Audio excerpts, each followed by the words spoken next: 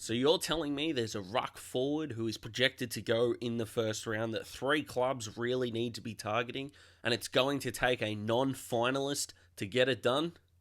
Oh yeah, we need to talk about that.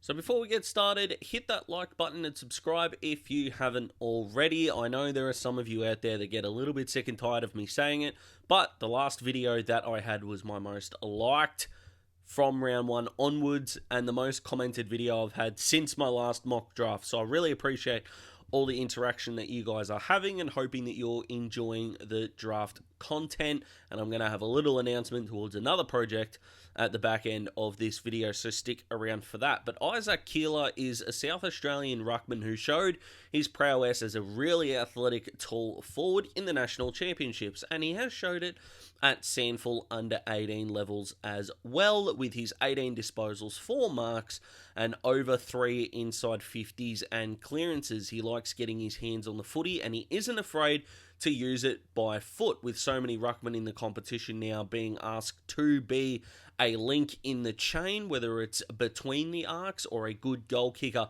inside forward 50. There's going to be plenty of want for Isaac, considering the fact that whenever he gets the footy, he doesn't panic.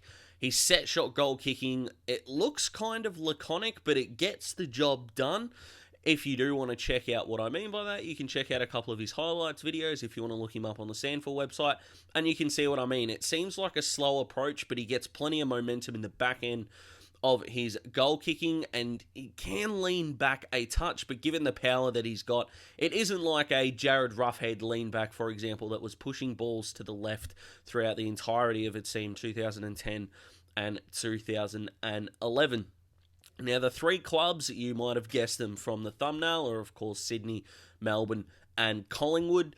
And I'm going to explain why these clubs, A, need them, and B, can want to move up to get them. Now, of course, Sydney do have Melbourne's pick 14, but of course, Melbourne have now got Freo's first round pick, and if you can keep up with all that, good on you. I had to check this a couple of times before I hit the record button, but of the three teams, Melbourne have got that first pick, I should say, and that is going to suit them quite nicely. They could pick up Matty Jefferson. I've talked about him in a different video if he does happen to slide, and it might be looking more and more like that is the case. Him and Jacob Van Ruin would be fantastic, but they wanted Luke Jackson to be a ruck forward, and he just wasn't. He's an extraordinarily gifted player, Jackson, but his prowess inside forward 50 just wasn't there. Keeler would be able to start his career at Melbourne inside the forward 50 and maybe take some ruck contests inside the 50, or be the man that stands at the top of the square and contests if Melbourne do get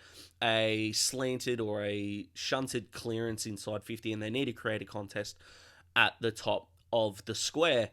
Yes, Gawn and Grundy are there. Before you comment, I know they're both there, but considering we keep getting told it takes ruckman 4 or 5 years, are Gawn and Grundy going to be there after 5 years? Might be tough to say. Gawn's already hit 30, so it would be a nice little nest egg to fall back on. Melbourne don't really have list needs. They do have list wants. Now, I'm a believer that they still need a tall forward, and that still can be Jacob Van Ruin. So as we sit here right now, Melbourne are going into the draft without massive holes. Again, structurally, got some issues, but they're looking beautiful right now in terms of the draft spot, and in terms of they don't need to move up if they don't have to. The Swans have the pick after them and are going to need to move up, in my opinion.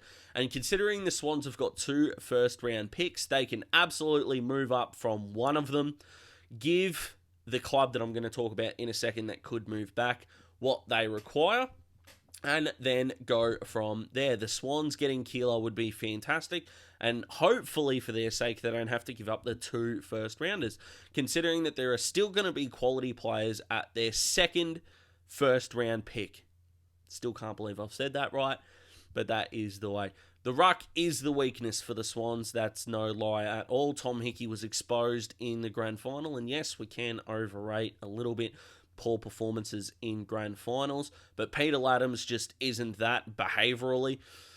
And they don't really have anyone left. I don't even know if Sam Naismith is still on their list, and that's kind of the point here. The Swans, yes, they've got Joel Amati. Logan McDonald, I think he's going to be the guy to take over Bud.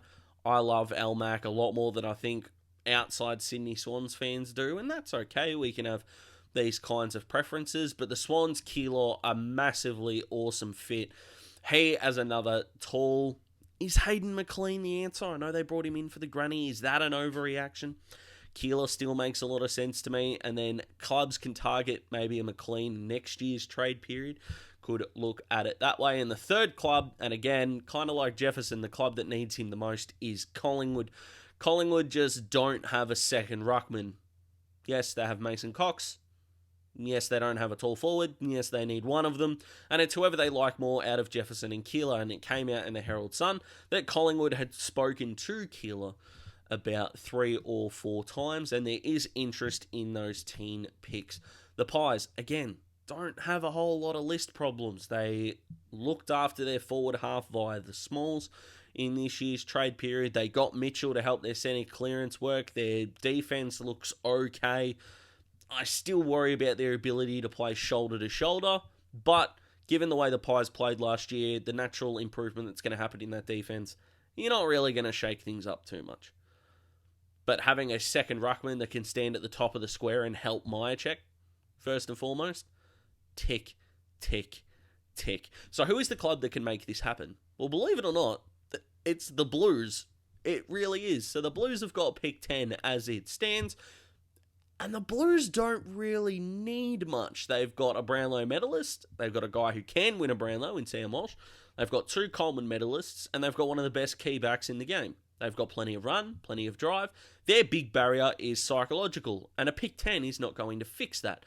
Now, you're still going to need draft capital. I understand that.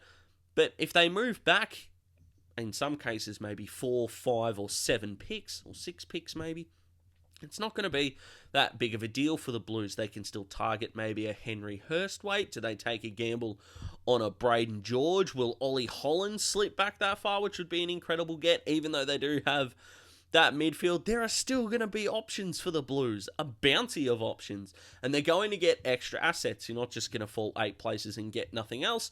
They could try and trade into next year's draft, again, which is already being called a bumper. Could they get 2 picks in the top 30, 32 to help them out? Who knows? But that is the club that these teams are going to be ringing. Keeler does average 81 Supercoach points in his under-18s, which I know doesn't seem like a lot.